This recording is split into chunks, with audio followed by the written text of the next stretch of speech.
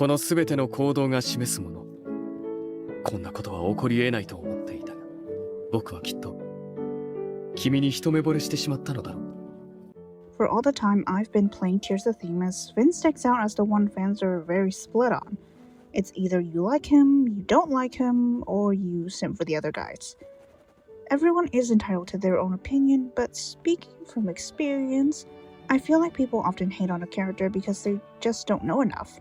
So this video will hopefully be a good educational piece. Disclaimer: 1. This isn't a character analysis because I suck at literature. 2. I wanted to make this as short as possible, but there's way too much information. So this will be more or less a character discussion. And I may read a little bit too far into some elements while completely miss others. So feel free to leave your thoughts and opinions below. Spoiler alert because, duh. Vyn was first introduced as a psychiatrist and Artem's acquaintance when Rosa came over to deliver a document.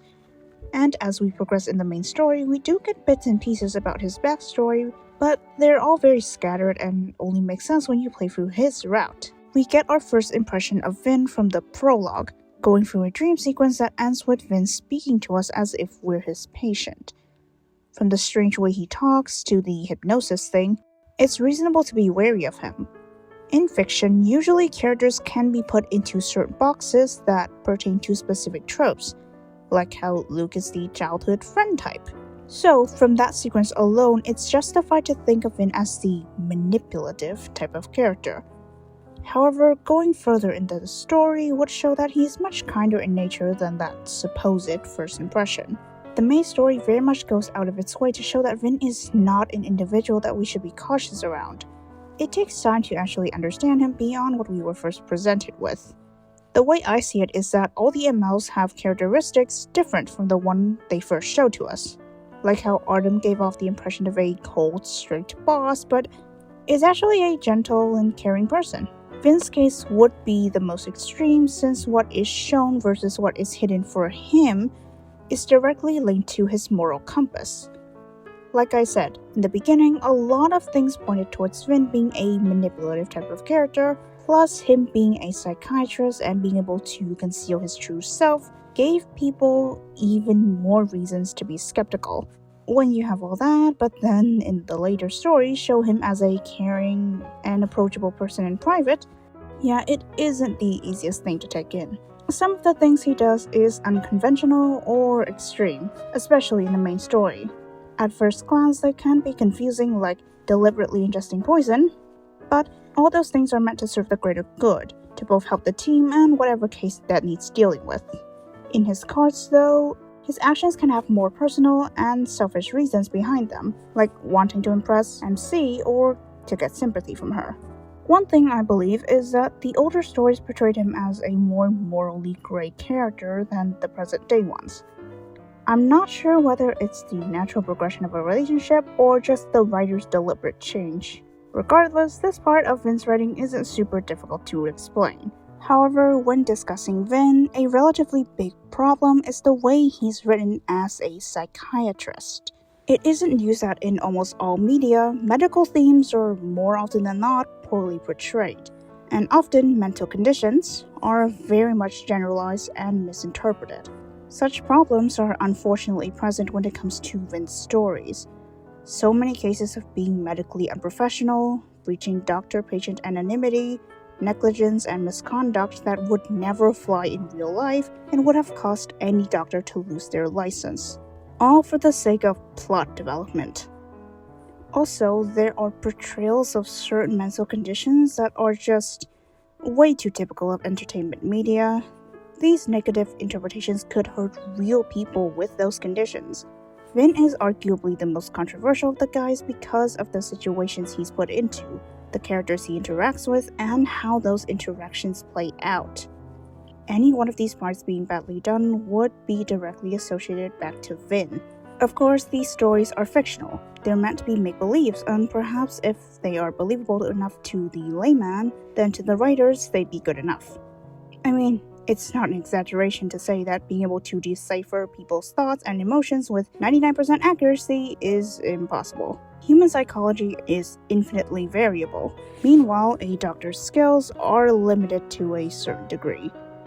But of course, it doesn't take away nor excuse the fact that these bad materials exist. However, reading through stories for this video, I noticed that the types of things I just mentioned were only present in the early stages of the game.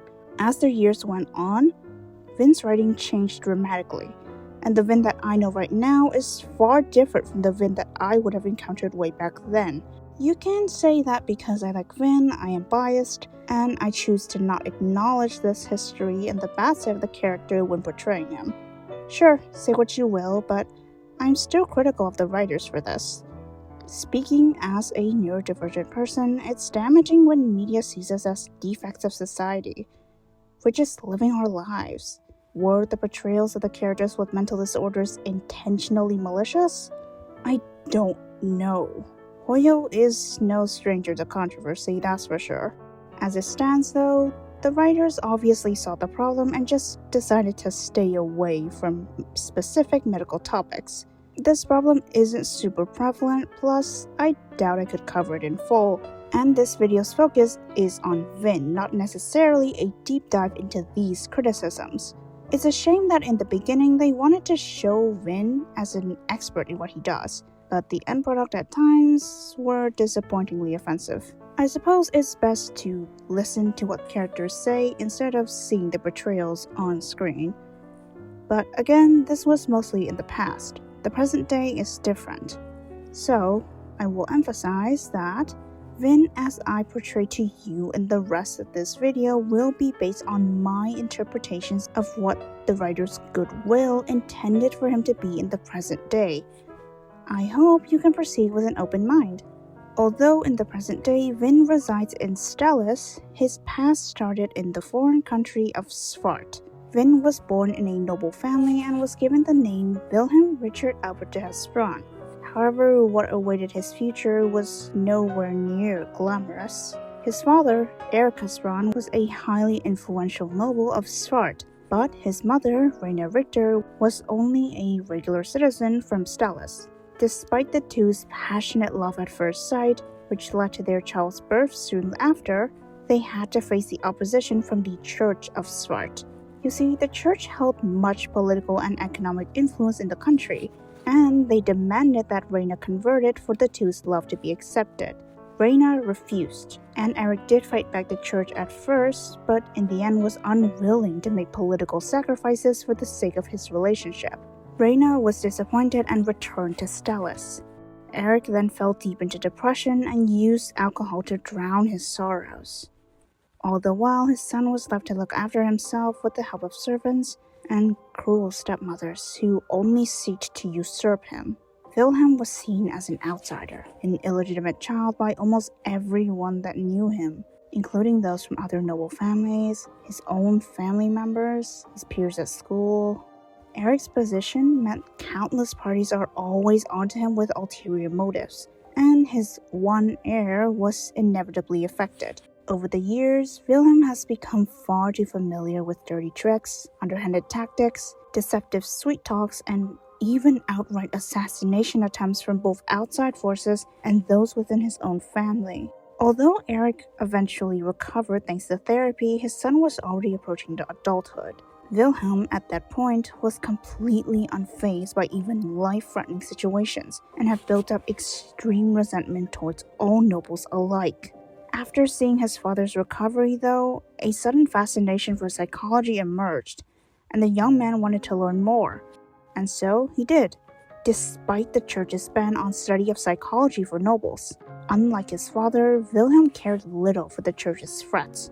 He had grown far too tired of Svart's noble world, and the ban was only more motivation for him to leave Svart for good, to be free from its chaotic politics and aristocracy. He took up the name Vyn Richter, moved to Stelis City, and pursued psychology. He became incredibly renowned in his field and accomplished much more than he ever did before. At this point, Dr. Vyn Richter is a name that so much of Stelis had heard of.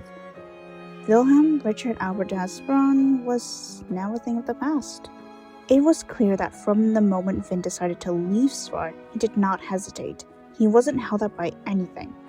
He saw the mistakes of his father and grew to be decisive and persistent when it came to his own life, not letting any outside forces to influence him or have a say in his future. This would continue to define his life forward. In the main story, Vyn, of course, mostly helped out using his knowledge in criminal psychology, pointing out certain details that may have gone unnoticed by others. Besides his usage of psychology, a notable point is that his approach to problems can be extreme. There are at least 2 occasions now where it seems like he was very much risking his own life. But according to him, he doesn't play any dangerous games unless he is guaranteed to win. And he is very cautious, often coming up with tons of plans ahead of time. The main story is still ongoing, and all I'll say is that he's sure to play quite an interesting role in the NXX. Especially since in the latest chapters, his past identity and relations in Svart have started becoming more relevant. And when one has a stable career, a mostly comfortable life, and a nice hobby, the last thing they'd expect is certainly not for love to just suddenly appear in their lives. Well, at least I don't think people in that position would, but that's what happened when MC showed up at Vyn's doorstep. Upon their first meeting, he was pleasantly surprised by her answers to his questions and her display of knowledge and strong persistence. We shape our own fate. These words coming from her certainly resonated with him given his past. Vyn was not only surprised by her answers but also intrigued and wanted to learn more about her, how she thinks, what she believes in. And throughout the early stories, she continuously subverted his expectations and shattered his preconceived ideas. When working with her on a serious issue, he's constantly surprised by her enthusiasm, kindness, and most importantly, positivity. Her ability to see the light in every situation, whereas he would always be prepared for the worst. In his eyes, she was special. She was different. As Vyn spends more time with her, his cool and composed exterior falls apart, causing him to even lose control of his own actions. He is aware of this and would often loathe about it. There is a few reasons for this. First, due to his perfectionism, he often views any personal flaw that is visible a sign of weakness. There's his own prior knowledge about love as well. He'd seen how his father's failure to go through with things led to a crumbled relationship. His perfectionism also reveals his fears, perhaps. Again, he expressed disappointment whenever he was not himself. The truth is, he felt joy, happiness. He felt love. Those emotions came out to his own surprise. He realized that he had fallen in love with her since that very first day, but he fears that loving her would lead him to the same place his father had been. At the time, there were certainly fears of Rosa being hated and mistreated much like his mother was. Another reason as to why he found himself in a conflicting emotional state early on was obviously because he had never loved anyone as much as her. He is more than willing to learn things that he would otherwise have no reason to, like learning magic tricks or riding a bike, just so that she could experience unforgettable moments. He doesn't mind his own status or even safety sometimes. She is always his number one priority. He's always cautious and considerate when it comes to her. It meant everything to become a special person in her life, to be the one she pays attention to. Even if at times she was like the goddess he worshipped but felt he was never worthy enough for. From his previous experiencing witnessing his parents' love at first sight falling apart, he believed such love is undesirable and unsustainable. The last thing he'd expect is for himself to fall into such a situation. After finally coming to terms with his feelings and reflecting on his parents' relationship, he made it his mission that past tragedies won't ever repeat themselves. Eric's initial rash decisions and eventual reluctance was what caused his own love to fall apart. From the start, Vyn had always been very cautious about his own feelings, constantly questioning his own emotions on multiple occasions before he was absolutely sure. While Vyn rarely ever hesitates when it comes to romantic advances, he never said anything explicit out of nowhere. At times though, he does test the waters a bit. Consider the following scenario from Heartful Suspense. Vyn sees that MC picked up books about behavior and psychology in love, This was after she had learned about the suspension bridge effect, where a person could falsely feel love when in a high adrenaline situation. Then Vyn asked for her opinions on whether or not she had felt anything when the two of them were in danger previously. From the way I see it, Vyn is deliberately using his words in a way that steers her thoughts in the direction he desires. He kind of does this a bunch in the Blossom chapter. And now that I've worded that out, it does sound a bit like manipulation. However, I don't think any of them are straight up manipulation with malicious intent. At most, it's harmless teasing. He's just unsure whether or not she actually likes him back. To be fair, she is just really dense. Speaking of which, Vyn compliments MC at every chance he gets. She even pointed this out. Whether it's genuine or just exaggerated by his feelings, deep down he truly admires her and wants to see her grow. In his eyes, she was already amazing. By using words of compliment, he's not only speaking his heart, but also hoping to project his expectations for her to be even better. She has so much innate potential and he wants to keep pushing her forward. To add to this, Vyn isn't overly protective of her. To quote Vyn's own words, "When a mother eagle trains her young, she would break their wings before pushing them off the cliff. The mother knows that only by suffering the pain of broken wings can the eagles learn to fly. As such, letting her face the dark side of people and society would be, again, allowing her to progress in her profession. As much as she is his precious Rose, he knows she isn't completely helpless. She is capable and can stand up for herself. But of course, he would get involved whenever it's too dangerous for her." Vyn's speech, as well as certain mannerisms of his, are results of his noble upbringing. Not only that, but the writing of his stories also tend to contain a bunch of metaphors, symbolisms, and poetic qualities. Speaking of which, one thing that's consistent is the presence of red and green, or pink and green. These two colors are obviously just MC and Vyn respectively. But interestingly, these colors are always used consistently to represent these two.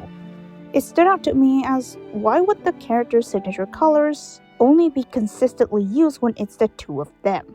Maybe it just so happens that their color combination looks good in comparison to the other ones.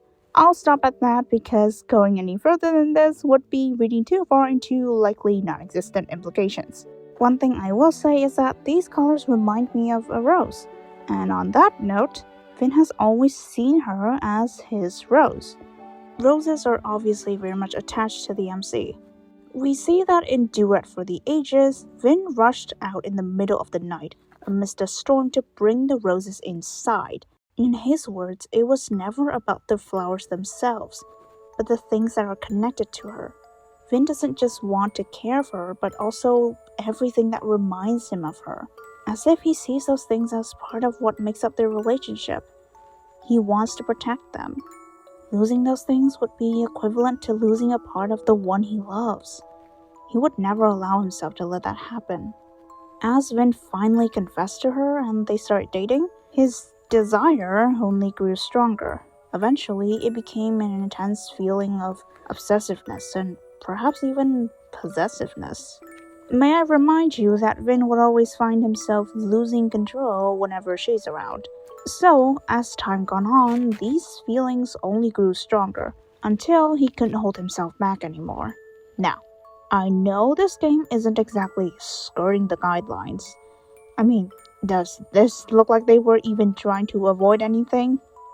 Don't get me wrong, I don't hate this. Well, these characters are adults and they're in a relationship, so put two and two together, you know. And as much as I like to flex my lingo from the minds that is AO free, this is YouTube where the system can restrict a Minesweeper video. All I will say is that these two are anything but vanilla. But seriously though, Vyn was still very much holding himself back even up until his proposal. But now he finally learns that to love means to let go. And I'll just let you watch this scene for yourself.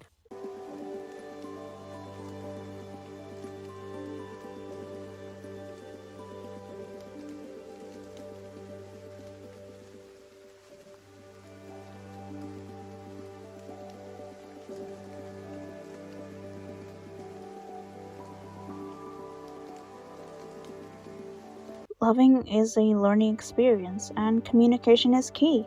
By letting go of the restraints he has on himself, Vyn slowly opened up his heart to love her even more passionately. As their relationship developed, we could see his desire for absolute perfection become less prevalent.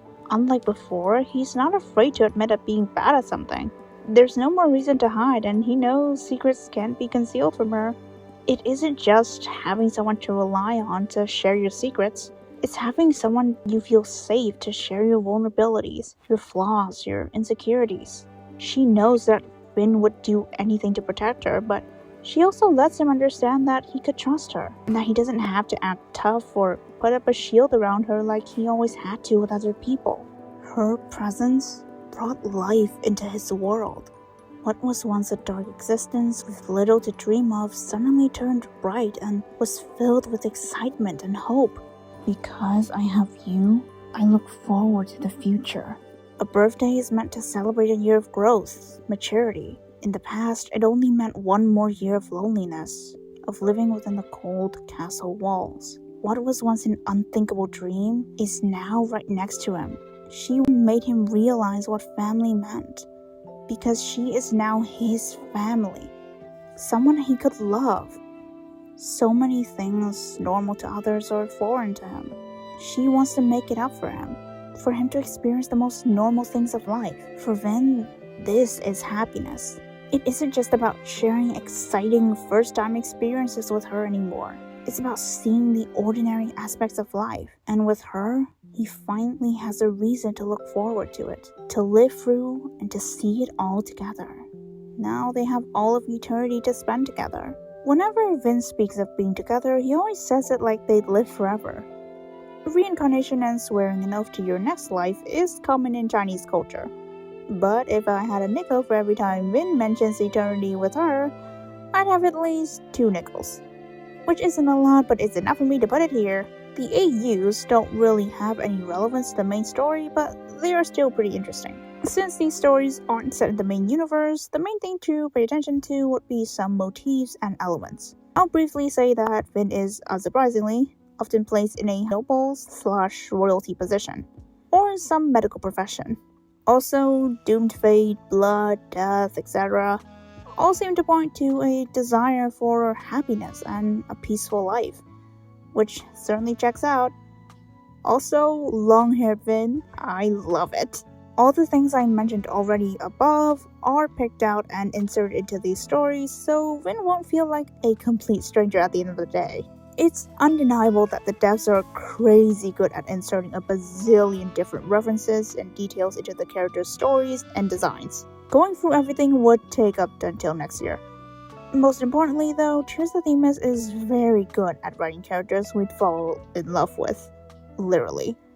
It really helps that the setting is so close to our world, and the relationships are meant to reflect actual love in many ways.